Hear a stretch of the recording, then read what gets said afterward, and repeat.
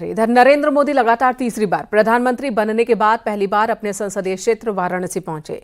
यहां किसानों और अन्य लोगों को संबोधित करते हुए पीएम मोदी ने उनका धन्यवाद किया। पीएम मोदी ने बनारस की क्षेत्रीय भाषा में अपने संबोधन की शुरुआत की। पीएम मोदी ने अपने संबोधन में कहा कि अपने किसान भाई बहनों का जीवन आसान बनाने के लिए सरकार प्रतिबद्ध है। काशी की पवित्र भूमि से प्रधानमंत्री किसान सम्मान निधि योजना की 17वीं किस्त जारी करते हुए गर्व की अनुभूति हो रही है, ये बात भी उन्होंने कही। तो किसानों को संबोधित किया प्रधानमंत्री ने। सबसे पहले प्रधानमंत्री का मंच पर सीएम योगी आदित्यनाथ ने स्वागत किया, उन्हें पटका पहनाया और साथ ही ये एक आकृति भेंट की है जिसमें आप देख रहे हैं किसान है जिसके हाथ में हल है और दूसरे हाथ में अनाज बना हुआ है। और इस तरह से किसानों से जुड़े इस कार्यक्रम में प्रधानमंत्री का स्वागत किया गया और यहीं से किसान सम्मान निधि की 17वीं किस्त को जारी किया। प्रधानमंत्री ने 2000 करोड़ से ज्यादा की राशि ट्रांसफर की गई है। पूर्व मुख्यमंत्री मध्य प्रदेश के और फिलहाल केंद्रीय कृषि मंत्री शिवराज सिंह चौहान को भी आप देख रहे हैं जिन्होंने प्रधानमंत्री का स्वागत किया। मंच पर पीएम सीएम के बीच बातचीत की ये तस्वीरें भी आज चर्चा के केंद्र में रही, जब बनारस में इस मंच पर प्रधानमंत्री मोदी और सीएम योगी आदित्यनाथ एक बार फिर दिखे। लोकसभा चुनाव के दौरान की गहमा गहमी और उसके बाद कई बातें हो रही थी। इसी बीच ये तस्वीर आज चर्चा का विषय बन गई। किसानों को संबोधित करने के बाद पीएम मोदी गंगा आरती में शामिल होने के लिए दशाश्वमेध घाट पहुंचे, गंगा आरती की। इसके बाद पीएम ने काशी विश्वनाथ मंदिर में पूजा अर्चना की। पीएम मोदी के साथ सीएम योगी आदित्यनाथ भी मौजूद थे।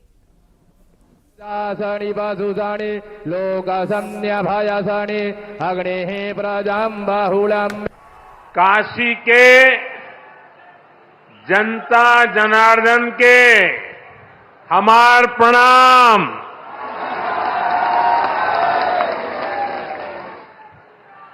बाबा विश्वनाथ और मां गंगा के आशीर्वाद से काशी वासियों के असीम स्नेह से मुझे तीसरी बार देश का प्रधान सेवक बनने का सौभाग्य मिला है। काशी के लोगों ने मुझे लगातार तीसरी बार अपना प्रतिनिधि चुनकर धन्य कर दिया है। अब तो मां गंगा ने भी जैसे मुझे गोद ले लिया है, मैं यहीं का हो गया हूं। इतनी गर्मी के बावजूद आप सभी यहां बड़ी संख्या में आशीर्वाद देने आए और आपकी ये तपस्या देख करके सूर्य देवता भी थोड़ा ठंडक बरसाने लग गया।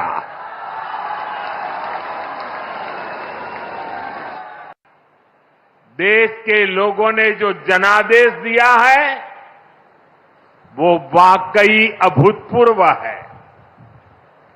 इस जनादेश ने एक नया इतिहास रचा है। दुनिया के लोकतांत्रिक देशों में ऐसा बहुत कम ही देखा गया है कि कोई चुनी हुई सरकार लगातार तीसरी बार वापसी करे, लेकिन इस बार भारत की जनता ने ये भी करके दिखाया है। और इस बीच पीएम मोदी ने निर्माणाधीन सिगरा स्टेडियम का निरीक्षण किया। आपको बता दें सिगरा अंतर्राष्ट्रीय स्तर पर स्टेडियम का निर्माण हो रहा है। फर्स्ट फेज का पीएम मोदी उद्घाटन कर चुके हैं जबकि दूसरे फेज का काम चल रहा है। सिगरा स्टेडियम से निरीक्षण के बाद पीएम मोदी बरेगा गेस्ट हाउस पहुंचे और यहीं पर रात्रि विश्राम करेंगे। कल सुबह 7:45 पर बिहार के लिए रवाना हो जाएंगे। ये तस्वीरें एक्सक्लूसिव तस्वीरें न्यूज 18 पर आप देख रहे हैं। सिगरा स्टेडियम जिसके निरीक्षण के लिए पहुंचे प्रधानमंत्री। प्रधानमंत्री नरेंद्र मोदी ने सिगरा स्टेडियम का निरीक्षण किया और सिगरा स्टेडियम के निरीक्षण के बाद अब वो वापस बरेका गेस्ट हाउस की तरफ जा रहे हैं। ये देखिए प्रधानमंत्री नरेंद्र मोदी जो सिगरा स्टेडियम के निरीक्षण के बाद अब बरेका गेस्ट हाउस पहुंच रहे हैं। आज के हम पूरे दौरे के पहले दिन की बात करें तो प्रधानमंत्री ने सबसे पहले किसान सम्मेलन में हिस्सा लिया। वहां किसान सम्मान निधि के रूप में 20,000 करोड़ रुपए किसानों के खाते में 9.26 करोड़ किसानों के खाते में दिए। उसके बाद जो कृषि मित्र हैं यानी जो महिला स्वयं सहायता समूह है, एनजीओ है, वो किस तरीके से महिला सखी के रूप में काम कर रही हैं उनको प्रमाण पत्र दिया। उसके बाद मां गंगा का पूजन, गंगा आरती में शामिल हुए और बाबा विश्वनाथ का पूजन अर्चन के बाद फिर कर्म पथ पर निकलते हुए प्रधानमंत्री नरेंद्र मोदी काशी के नए सिगरा स्टेडियम पर पहुंचे जो बनकर अब तैयार है। तमाम सारे इंडोर आउटडोर खेल का यहाँ पर कोचिंग, यहाँ पर खेल की फैसिलिटी, यहाँ पर कोच, यहाँ पर हॉस्टल, तमाम सारी सुविधाएं डेवलप की है और ये बनकर तैयार हो गया है। इसी का निरीक्षण करने प्रधानमंत्री पहुंचे थे। अब इस निरीक्षण के बाद ये माना जा रहा है कि अगले महीने प्रधानमंत्री इसकी सौगात काशी समेत पूरे पूर्वांचल को दे सकते हैं। कैसे पंकज सिन्हा के साथ उपेंद्र द्विवेदी, न्यूज़ 18 वाराणसी। मुख्यमंत्री योगी आदित्यनाथ ने भी किसानों को आज संबोधित किया बनारस में।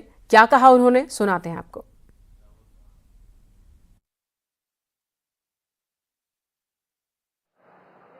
62 वर्ष के बाद यह अवसर पहली बार आया है जब देश के किसी राजनेता ने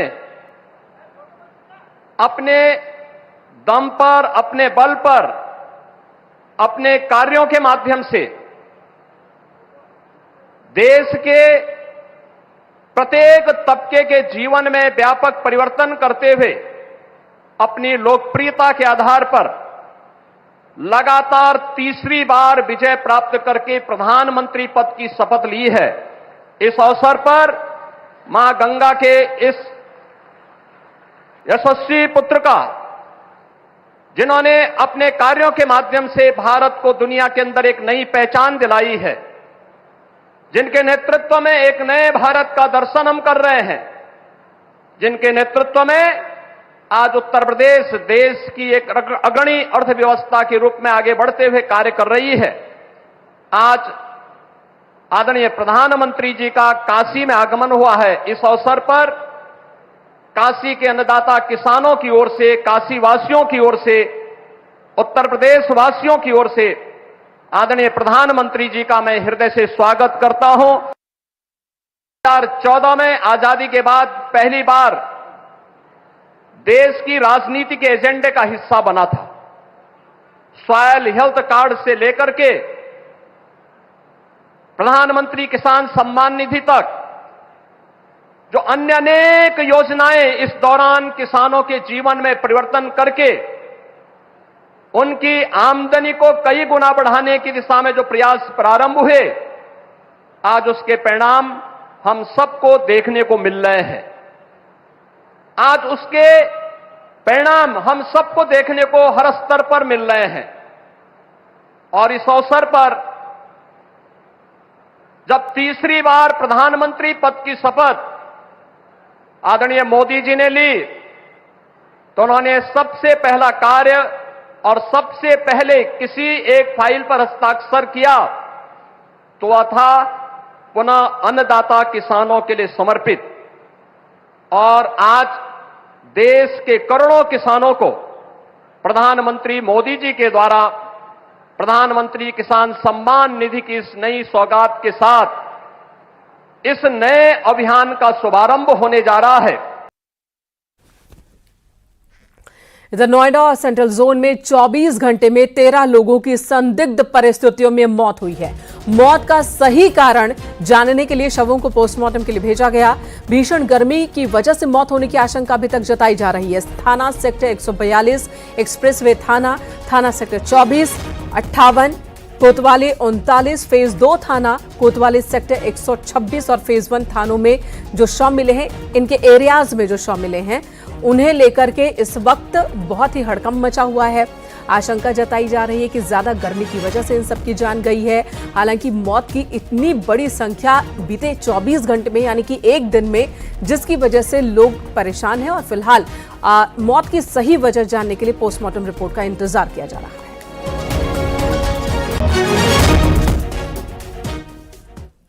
और आगरा से इस वक्त की बड़ी खबर, दूध के चिलर प्लांट में गैस रिसाव हुआ है। गांव वालों में भगदड़ मच गई। दम घुटने से एक व्यक्ति की मौत की खबर है। सूचना पर एसीपी फतेहाबाद समेत थाना पुलिस पहुंची मौके पर। निम्बोहरा क्षेत्र का यह मामला है। तस्वीरें हम आपको दिखा रहे हैं। हादसा हुआ है, एक शख्स की जान चली गई है, ऐसी खबर आ रही है। यहां पर दूध स्टोर किया जाता है, चिलर प्लांट इसे कहते हैं, जहां पर गैस का रिसाव हुआ और बताया जा रहा है कि एक शख्स की जान चली गई है। दम घुटने की वजह से उसकी मौत हुई है। भगदड़ मच गई जब गैस यहां से रिसने लगा। मौके पर तुरंत ही टीम पहुंची। एसीपी फतेहाबाद पुलिस टीम के साथ पहुंचे और यहां पर रेस्क्यू का काम शुरू किया गया। नोएडा से बड़ी खबर, जहां पर मेंटेनेंस को लेकर कर्मचारियों के बीच मारपीट हो गई है। रेजिडेंट और मेंटेनेंस विभाग के कर्मचारी आपस में भिड़ गए। पुलिस को शिकायत दी गई। थाना 113 क्षेत्र का ये मामला है।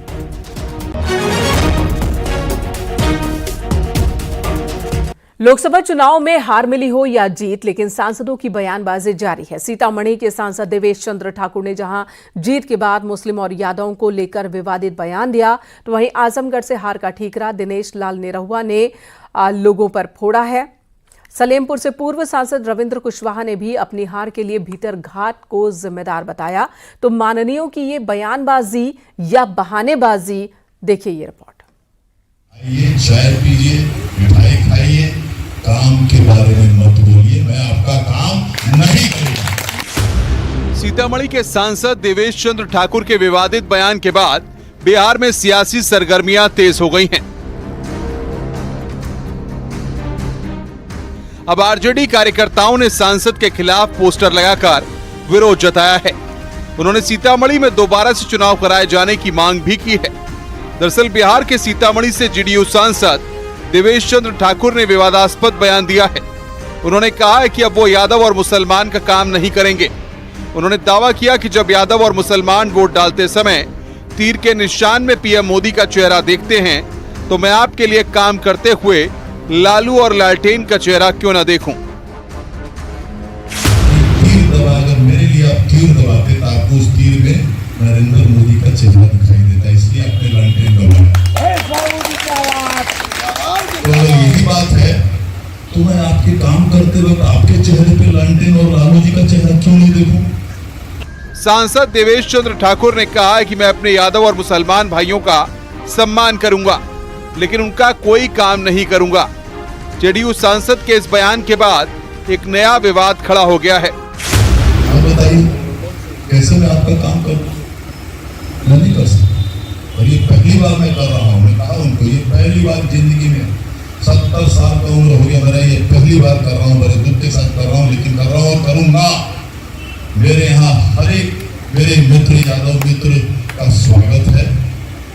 जो मित्र नहीं है, पहले बार भी आना चाहता हूँ, उनका स्वागत है।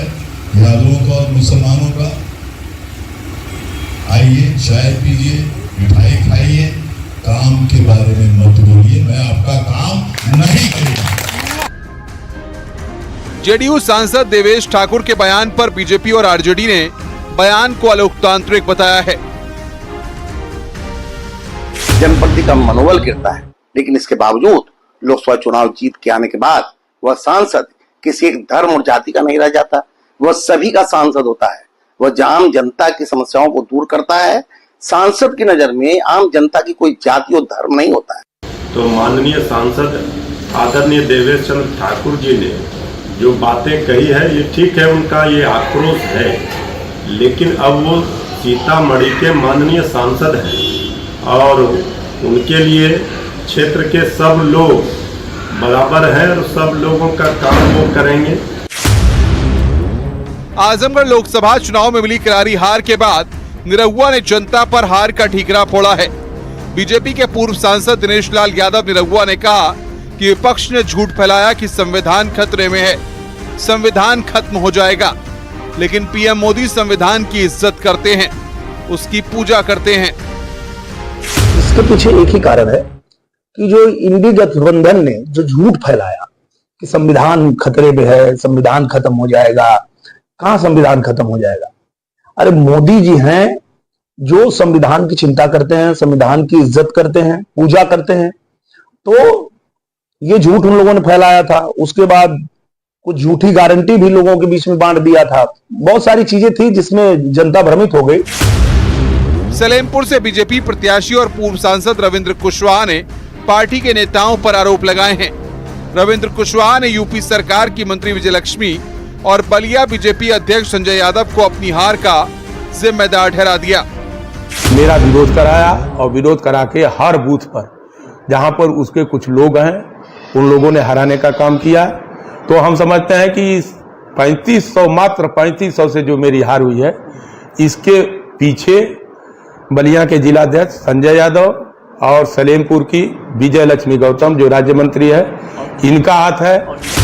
सांसदों और पूर्व सांसदों की इस बयानबाजी पर सभी हैरान हैं। जाति धर्म को लेकर विवादित बयान हो और फिर जनता पर हार का ठीकरा फोड़ना आखिर कहां तक जायज है, ये अब जनता ही तय करेगी। न्यूज़ 18 के लिए ब्यूरो रिपोर्ट।